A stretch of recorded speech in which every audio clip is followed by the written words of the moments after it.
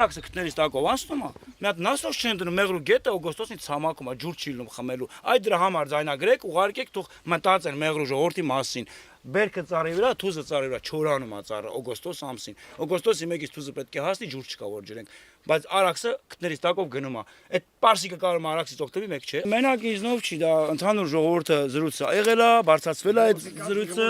որ ժողովրդի կարծիքը չի հարցրվել։ Իրանք իրացը էլի անում են, էլի գայս օգոստոսի 10-ը, 5-ը, 6-ը, այս այգի նորից չորանում է, էլի գնում եք առուները զորով խնդրում սրան նրանց ջուր բերում հասուն ասոս որ ջրեք։ Այս տարածքը նկարակ տեսակ, այս տարածքը սարքողը, ասենք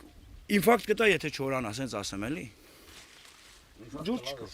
Հենց ինսուտ երևի իր այդ մտածմունքներից արա խաղը փոկը։ Դրամա եմ ասում, մի Արա, պապա, ոչ չէ։ Ամի բլոգի եմ անգամ Էդ էլ ասու փայնա, ոչ չէ։ Էդ տենց են ասում, էլի պապա։ որ կարողանաք մոտորել քայլեք,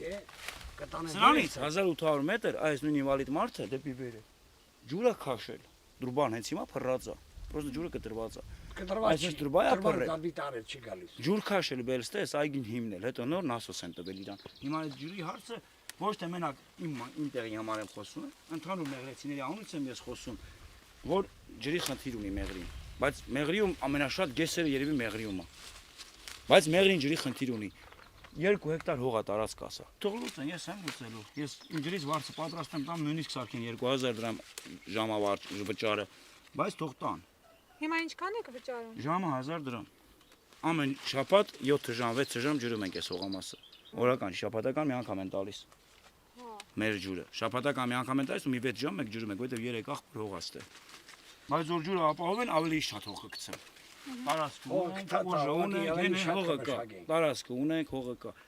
Ջրով ապահովեն, այնտեղ էլ ծառ կտնկեմ։ Ինչքան ծառ լինի, ինչքան գյուղատնտեսությունը զարգանա, այնքան հայ ազգի վիճակը լավ կլինի։ Հիմա